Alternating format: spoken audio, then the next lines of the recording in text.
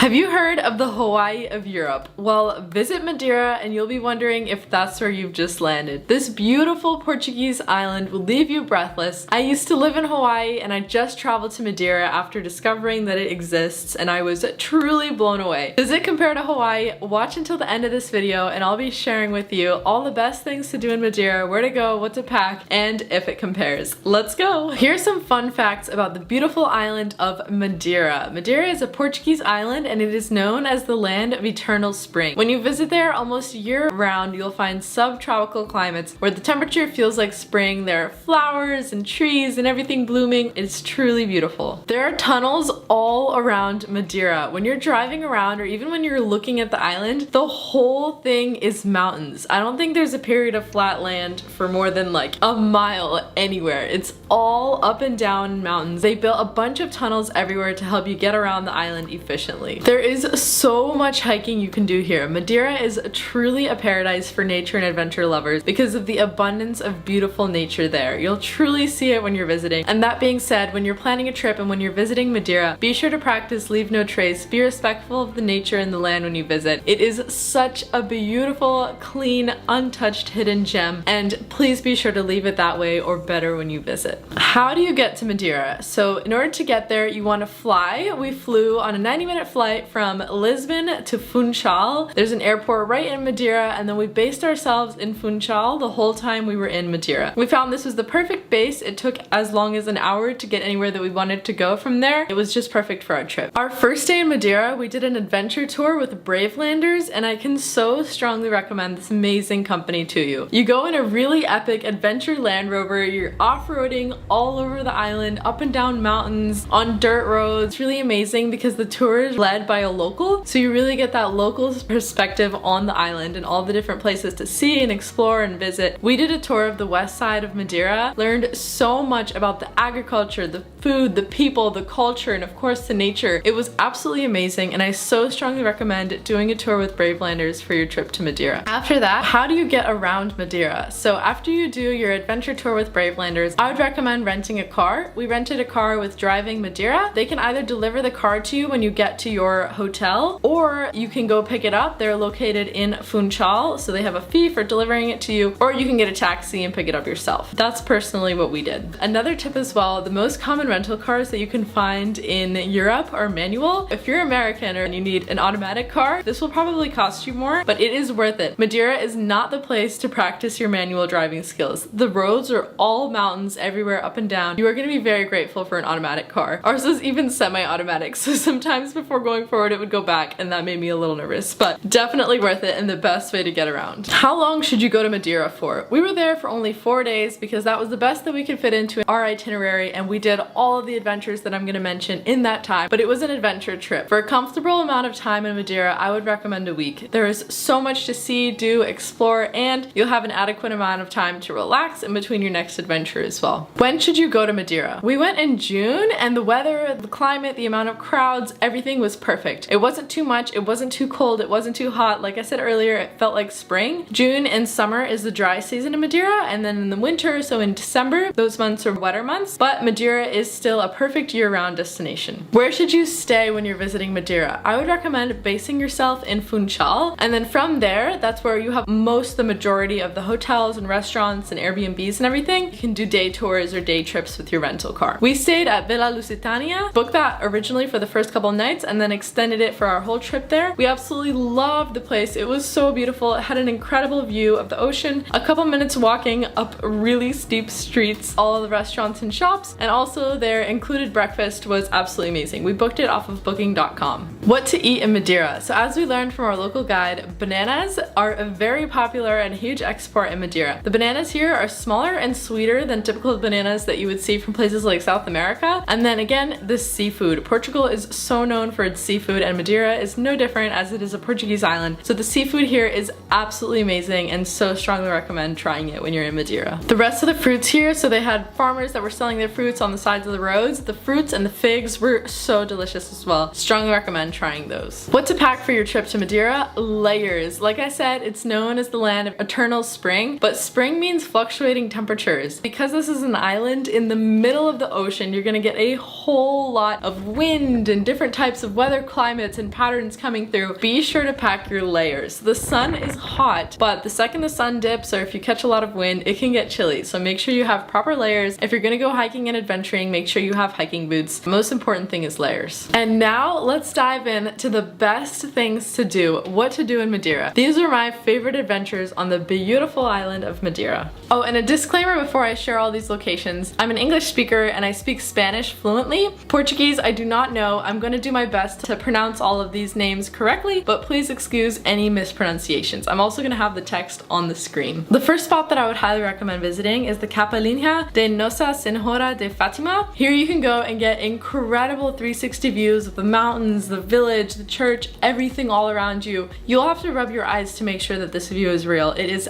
absolutely beautiful and just requires maybe 100 steps to get up to it. It is so beautiful and so worth it. Oh my gosh. I think it's paradise here. I honestly think it's paradise. I lived in Hawaii for a year. I didn't hear of Madeira until a couple months ago. Then once I saw photos, I was like, I have to come here, and I'm in awe. And it may compete with Hawaii for me as the most beautiful island.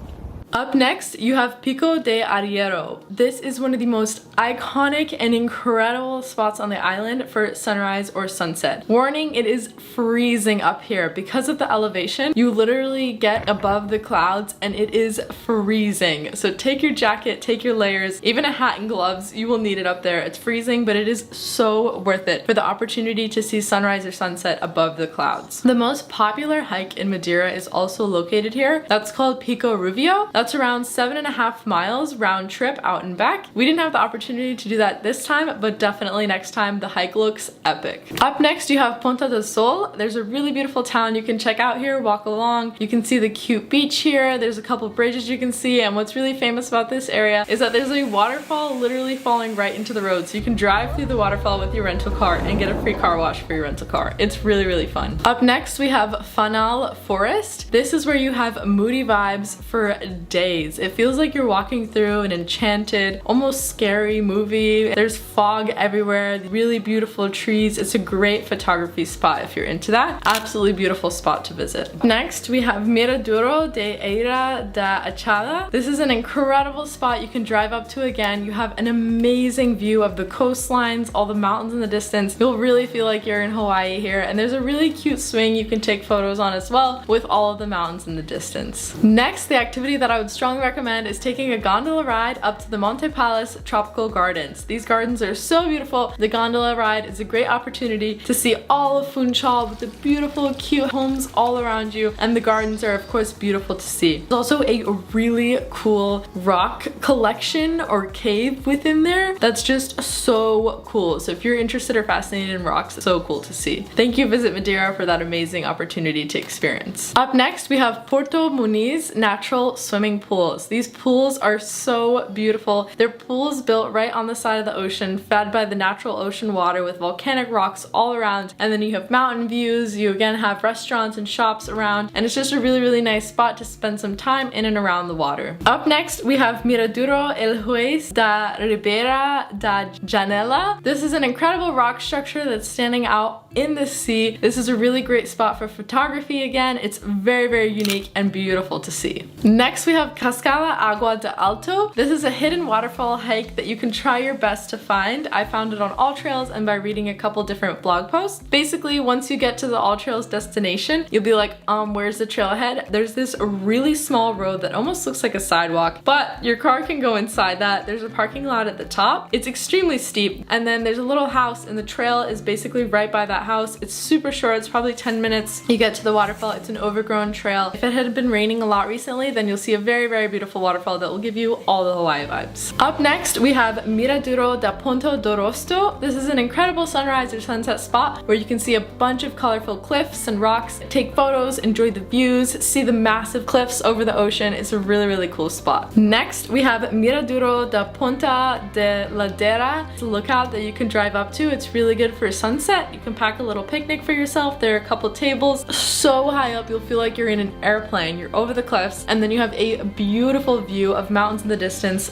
all the Hawaii vibes again at this spot. Take beautiful sunset photos, enjoy the sunset. It's a very, very lovely spot. Next, we have Praia de Seixal. This was voted the second most beautiful beach in all of Europe, and when you visit, you will see why. It is a very unique black sand beach with views of massive mountains and cliffs in the distance, and there's actually a waterfall on the beach that feeds into the ocean. It's really, really cute and a really great spot to go for sunrise. We were the only ones there for hours, took photos, went in the water. It was a really, really fun time. Next, we have the São Vicente coast. When you're driving along the coast in this part of the island, you'll look out the window and you'll just be like, is this real? Are these real roadside views? You can just pull over, enjoy the sights, walk along the sidewalk there. It's really breathtaking and stunning to see these massive mountains and then the tunnels that they created that you'll be driving through to get around the island. Next, we have Miradouro do Véu da Novia. This is one of my all-time favorite spots in Madeira and where I took one of my favorite self-portraits right at that spot. You have a beautiful waterfall falling off the side of a mountain into the ocean. It's a lookout again that you can drive up to. There are fig trees and flowers all around, and I really couldn't believe the beauty of all of these spots. There you have it. Those are all of my recommendations for places to go to when you're planning your trip to Madeira. Does Madeira compare to Hawaii? In my opinion, as far as natural, stunning, breathtaking beauty goes, Madeira